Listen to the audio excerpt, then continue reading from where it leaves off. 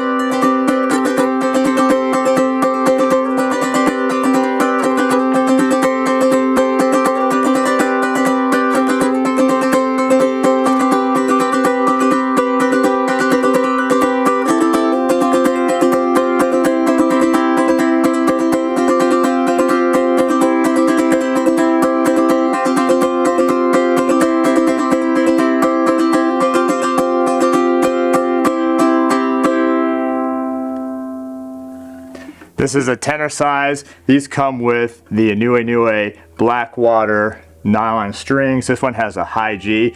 Sounds really cool when you're strumming, especially doing some drone stuff like that. But you can add low G, pick up, whatever you want. These are available and they will not last, so get them while they're here. This is a UT214 Cedar Birds, TerryCarterMusicStore.com.